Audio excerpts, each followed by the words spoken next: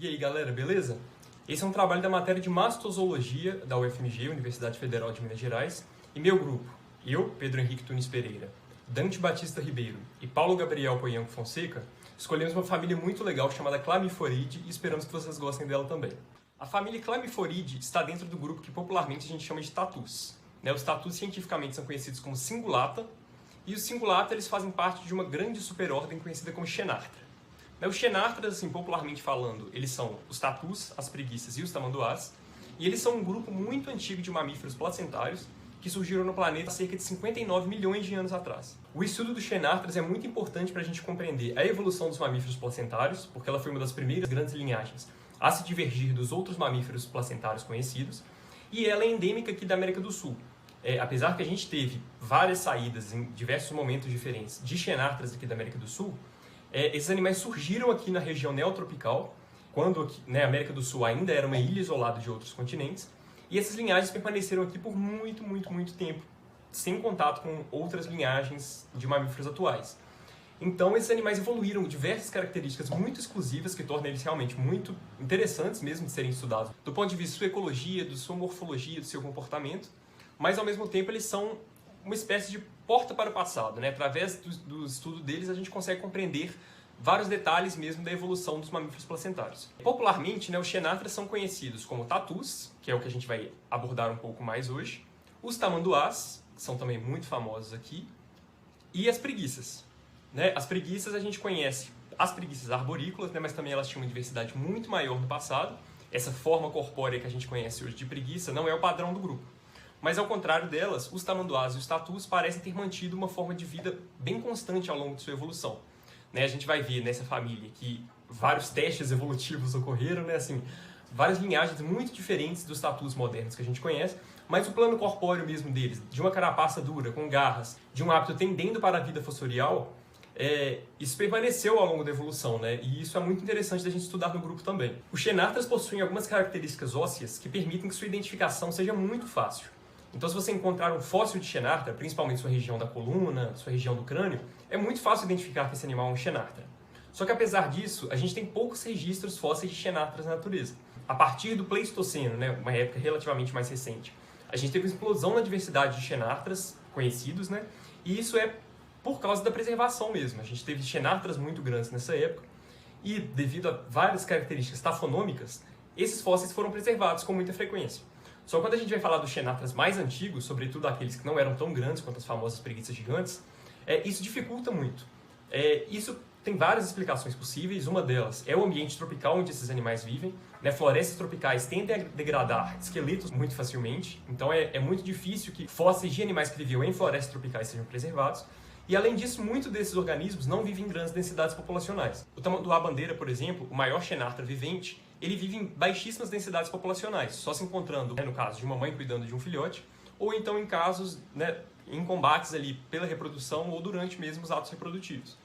Então, todos esses fatores fazem com que a história evolutiva dos Xenarthras mais antigos seja muito desconhecida. Hoje em dia, através de tecnologias moleculares, a gente realmente conseguiu ter uma visão muito boa de como o grupo evoluiu, mas isso, ainda tem mudanças constantes acontecendo, Realmente é um grupo que ainda deve ter aí no futuro várias outras mudanças, com destaque para os tamanduás, que são realmente um grupo que a gente não sabe absolutamente nada do passado evolutivo dele, e também para os tatus, que a gente vai falar hoje. Trabalhos moleculares mais recentes apontam que provavelmente os primeiros Xenarthras eram fossoriais. Então, os Xenarthras atualmente fossoriais, ou herdaram essa característica do seu ancestral mesmo, ou então essa característica foi perdida e em algum momento ganhada novamente. No caso dos tatus, o mais provável é que, como um todo, essa característica tenha se mantido em todos os Cingulata, com algumas linhagens perdendo parcialmente essa capacidade, como falaremos a seguir. Os Cingulata sempre foram uma grande confusão taxonômica, porque eles são animais que, no geral, você tem vários planos corpóreos muito parecidos, só que quando você vai estudar mais a fundo mesmo essa morfologia, você percebe que eles não são tão parecidos assim osteologicamente, ou então sua fisiologia é muito diferente. Então, novamente, é a filogenia molecular que está ajudando a gente a compreender melhor isso. Antigamente a gente tinha várias famílias de tatus, isso foi mudado diversas vezes na história. A principal família era a família das Hipodidae, Essa família atualmente não é mais considerada uma grande família, né, como era antigamente, e vários membros da família das Hipodide foram atualmente realocados na família Chlamyphoridae, que vamos falar a seguir. Para tentar explicar isso de uma forma bem clara e simples, a gente vai colocar aqui algumas imagens, tanto de tatus da família Chlamyphoridae, tanto de tatus da família das Hipodide, para vocês verem realmente que são animais que em muitos casos são muito parecidos, e dentro da família Chlamyphoridae a gente tem animais muito diferentes entre si. Alguns tatus Chlamyphoridae parecem mais morfologicamente, né, sua morfologia externa, com tatus das Hipodide, o que causou essa grande confusão taxonômica por muito tempo. Mas atualmente essas revisões através da filogenia molecular estão ajudando muito a gente a compreender toda essa história, e quando realmente a gente está estudando mais a fundo essas morfologias baseadas nessas filogenias moleculares, a gente está vendo que realmente faz muito sentido. A gente vai falar um pouco agora das subfamílias de tatus Chlamyphoridae existentes, para vocês tentarem entender um pouco da diversidade desses animais, que no passado era muito maior, para tentar entender também suas relações filogenéticas entre si. Então, só para relembrar, a ordem Cingulata, que engloba todos os tatus conhecidos, ela teve vários períodos de irradiação, criando várias famílias distintas. Algumas atualmente são disputadas ainda, né? Assim, isso é normal quando você está estudando fósseis. Mas o que interessa aqui para a gente hoje são duas grandes famílias, a família das Hipodide e a família Chlamyphoridae, que é a família que a gente vai aprofundar. Essas duas famílias se divergiram há relativamente muito tempo. Então, assim, os das Hipodide são conhecidos popularmente como tatus verdadeiros ou tatus galinhas, e todos os outros tatus que não fazem parte desse grupo dos tatus de nariz longo, né, os tatus galinha, são atualmente considerados tatus Chlamyphoridae. Então, dentro de Chlamyphoridae, a gente teve também algumas irradiações adaptativas, sendo a primeira delas na subfamília Euphractini, e um grande clado que inclui todos os outros tatus Chlamyphoridae que a gente vai falar a seguir. A subfamília Euphractini é uma das mais famosas dentre os tatus brasileiros. Tatupeba, por exemplo, faz parte dessa família, que é conhecida popularmente às vezes como tatus peludos. Esses tatus são encontrados principalmente em savanas, né, como Cerrado, ou em pradarias abertas, como a região do Pampas, e eles são os tatus que têm a alimentação mais variada dentro do grupo. A gente vai adentrar um pouco isso mais à frente. Eles têm o hábito de construir tocas, assim como diversos outros tatus que a gente vai falar, mas eles não vivem a maior parte do tempo no subsolo, por isso que a gente chama eles de tatus semifossoriais, o que significa que eles não passam a maior parte da sua vida no subsolo. Esses animais constroem essas tocas para dormir, principalmente, mas também para cuidar de filhotes, e essas tocas são muito características para as espécies. Encontrando uma toca de tatu, você consegue muitas vezes identificar qual tatu construiu aquela toca. Sua distribuição é muito ampla aqui na América do Sul, com exceção da região amazônica, e esses animais podem ser encontrados mesmo até em regiões de altitude, como os Andes. A morfologia desses animais é muito interessante, e justamente, né, eles são conhecidos como tatus peludos, realmente porque eles têm uma grande quantidade de pelo no corpo, comparado com outros tatus, até mesmo em sua carapaça em várias espécies. Esses tatus, geralmente, eles têm hábitos relativamente solitários, mas eles podem sim ser vistos em grupos muito grandes, geralmente quando tem uma grande disponibilidade de alimento, e principalmente na época reprodutiva mesmo. Eles possuem grandes bandas ósseas que têm uma relativa flexibilidade, que não é comum a todos os tatus, como a gente vai ver a seguir. E eles têm um grande dimorfismo sexual, com os machos sendo bem maiores que as fêmeas. Esses animais muitas vezes lutam por comida ou pelas fêmeas durante a época reprodutiva, e assim como vários outros tatus, eles possuem dentes de crescimento contínuo sem esmalte. Como eu disse anteriormente, a subfamília Euphractini provavelmente foi a primeira a divergir dentro da família que a gente está falando. Essa subfamília é grupo-irmão de um grande clado, que engloba as 3 outras subfamílias que a gente vai falar a seguir, e dentro, né, desse grande clado a gente consegue separar Glyptodontini, que é grupo-irmão das outras 2 subfamílias existentes.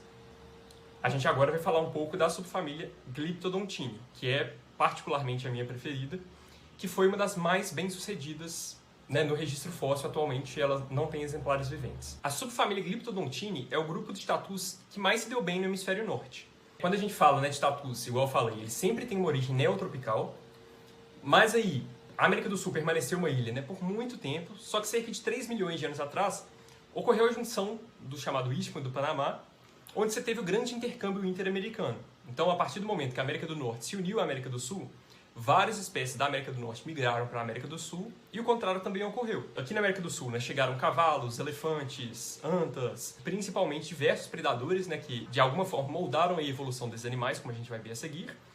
Só que esses animais também migraram para a América do Norte, né? Então os Glyptodontes chegaram na América do Norte, se diversificaram em apenas um gênero lá, né? Assim, não foi uma grande diversificação de gêneros, mas esse gênero deu origem a diversas espécies que chegaram até a Carolina do Norte.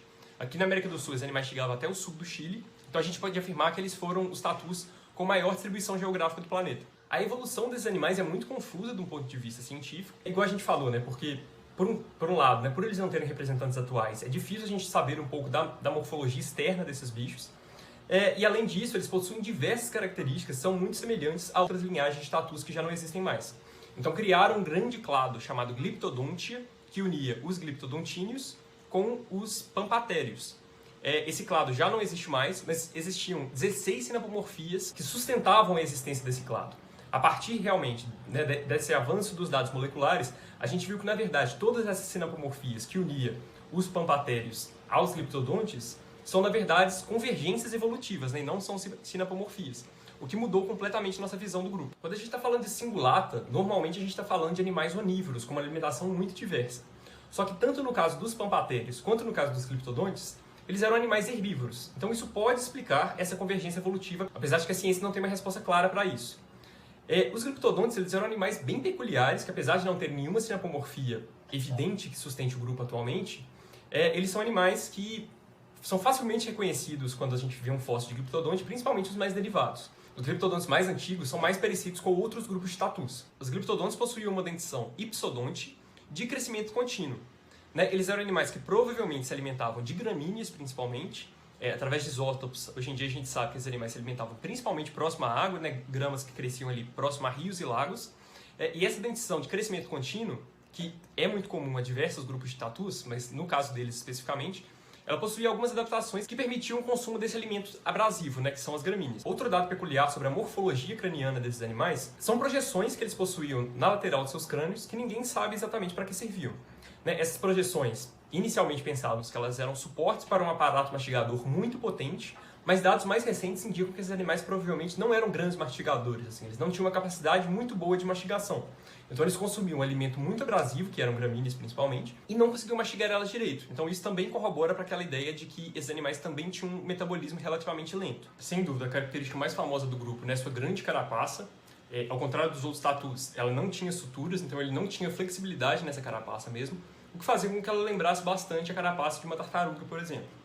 Ao contrário dos quelônios, né, ele não conseguiria retrair sua cabeça nem seu rabo. Isso tinha várias implicações na vida do animal mesmo, né? Assim, sua cabeça, por exemplo, era uma área relativamente muito exposta, e por ter seu rabo também exposto, os animais que possuíam algum tipo de mecanismo de defesa começaram a ser selecionados. Ninguém sabe exatamente em que momento começaram a surgir esses novos mecanismos de defesa, mas no caso do escudo cefálico, que era uma região de osteodermos modificados que ficava na cabeça do animal, coincide bastante com a chegada de novos predadores no continente. No caso de sua cauda, alguns desses animais possuíam alguns tipos de armas. Apesar de várias espécies do grupo serem pequenas, esses foram os maiores cingulatas conhecidos.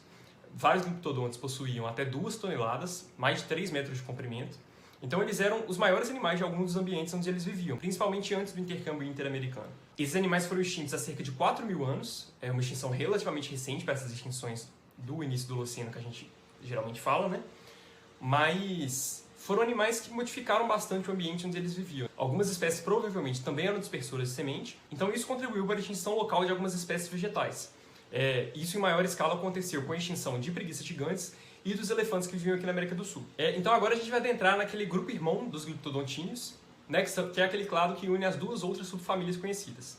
A primeira delas é a subfamília Chlamyphorinae, que ela, assim, mesmo tendo representantes atuais, ela é menos conhecida do que os Glyptodontes. Isso porque só existem 2 espécies conhecidas viventes e uma espécie extinta, descoberta há muito pouco tempo. Então a história evolutiva desse grupo é muito conturbada, assim, a gente não sabe como aconteceu, mas eles são animais extremamente adaptados para a vida fossorial, o que pode explicar um pouco essa ausência de fósseis. Todas as espécies conhecidas dessa subfamília possuem braços muito robustos, possuem uma placa dorsal muito bem desenvolvida na região posterior do seu corpo, que alguns cientistas acreditam que serve aí como uma porta para tampar suas tocas, né? Eles são animais extremamente fossoriais, mas geralmente eles dormem com a parte posterior do corpo para fora da toca. Essa placa dorsal serviria para tampar essa entrada da toca e impedir que algum predador conseguisse ter acesso ao seu animal. E assim como os Glyptodontes, né, seus parentes próximos, esses animais possuem uma pequena clava em sua cauda. Inclusive é muito bonitinho, assim, pouquíssimas fotos circulam disso na internet, mas todos os animais dessa subfamília possuem essa característica. Só que essa clava provavelmente não é utilizada em combates com membros da própria espécie. Acredita-se mais que ela serve como uma forma aí de equilibrar o animal quando ele está cavando. Eles são animais que se alimentam principalmente de insetos e vermes, mas também comem carcaças com certa frequência, que a gente vai adentrar mais daqui para frente. As duas espécies atuais são muito pouco conhecidas pela ciência, ambas são classificadas como dados deficientes pela IUCN, e assim, por eles serem animais fossoriais, por viverem em regiões relativamente de difícil acesso, né, como desertos frios, pradarias secas ou até mesmo florestas tropicais secas, esses animais provavelmente estão ameaçados atualmente, apesar da ciência não conseguir afirmar isso de forma categórica. Atualmente, a maior diversidade do grupo se encontra na outra subfamília que eu vou falar agora, que é grupo irmão dos Chlamyphorinae. Essa subfamília é conhecida como Tolipeutinae, que possui os maiores cingulatas viventes, como o tatu canastra, por exemplo. Também é a subfamília mais diversa dentro dos Chlamyphoridae atualmente, e ela é representada por 7 espécies viventes divididas em 3 gêneros. Esses animais são distribuídos por toda a América do Sul, sobretudo na região amazônica, e também na América Central. O grupo também conta com um único cingulata endêmico do Brasil, o tatu-bola. O tatu-bola é muito famoso principalmente por sua forma de defesa. Ele é um animal que consegue enrolar completamente seu corpo em uma bola, né? A região da barriga dos tatus costuma ser bastante vulnerável, e no caso do tatu-bola, quando o predador chega perto, ele utiliza 3 bandas de sua carapaça para criar dobras em seu corpo, formando realmente uma bolinha.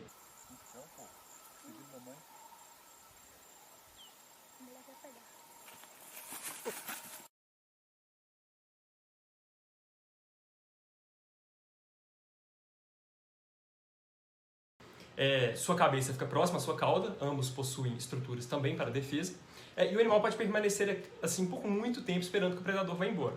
Apesar de ser uma estratégia de defesa muito boa contra a maior parte dos predadores, ela é muito ineficiente contra seres humanos, que, aproveitando dessa capacidade de defesa do animal, em virar uma bolinha e esperar que o predador vá embora, eles induzem o animal a se proteger dessa forma para depois poder manuseá-los com a mão e levá-los para seu consumo. Agora que a gente já falou da filogenia, o último ponto que a gente gostaria de abordar é a alimentação desses animais. Eu citei rapidamente a alimentação de alguns grupos, só que quando a gente fala de tatus, o que vem à cabeça das pessoas são animais insetívoros, geralmente. Tatus possuem alimentações extremamente variadas. No passado existiam animais exclusivamente carnívoros, exclusivamente herbívoros, e vários animais que a gente considera atualmente como insetívoros possuem um grau de carnivoria muito maior do que o público geral realmente conhece. E é isso que a gente gostaria de trazer aqui agora. Quando a gente está analisando exclusivamente a família, eles possuem uma das maiores diversidades alimentares dentro dos mamíferos. Pouquíssimas famílias na natureza possuem tanta diversidade alimentar quanto os Chlamyphoridae. Primeiramente, eu gostaria de relembrar, o que eu falei, que os gliptodontes eram totalmente herbívoros. Lógico que isso é um dado muito difícil de falar, ainda mais que a gente está falando de organismos fósseis, mas diversas pesquisas realizadas com isótopos encontrados nos dentes desses animais, com a forma que os dentes desses animais eram organizados, e toda a morfologia craniana desses animais, indicam extremas adaptações para a herbivoria. Não se sabe exatamente como essa digestão acontecia, se eles tinham um seco, se eles ruminavam de alguma forma, com uma convergência com os mamíferos ruminantes atuais, mas sabe-se que esses animais eram animais herbívoros. A onivoria é o modo mais comum de alimentação do grupo, Vários animais aí se alimentam tanto de raízes, quanto de frutos, quanto de folhas eventualmente, até mesmo de insetos, carcaças e de caçadas ativas. Pesquisas recentes indicaram que em algumas regiões a carne de vertebrados é o principal alimento dos Chlamyphoridae, o que é muito interessante se a gente pensar com animais que são geralmente vistos como insetívoros, e principalmente quando a gente está falando dos eufractíneos, a carnivoria pode ser levada a extremos em algumas ocasiões. Por serem animais relativamente crípticos, os tatus são difíceis de ser estudados na natureza, principalmente quando a gente está falando de hábitos alimentares desses animais. No caso dos eufractíneos, por outro lado, existem vários relatos muito interessantes, tanto na literatura quanto pelo público geral, desses animais caçando animais um pouco inusitados. O consumo de cobras ocorre também em outros tatus, então não é algo estranho dos eufractíneos comerem cobras com certa frequência, mas existem relatos desses animais caçando e comendo pinguins, bezerros. Você não falar que é mentira, ó. Você viu ali, ó? Olha lá, ó.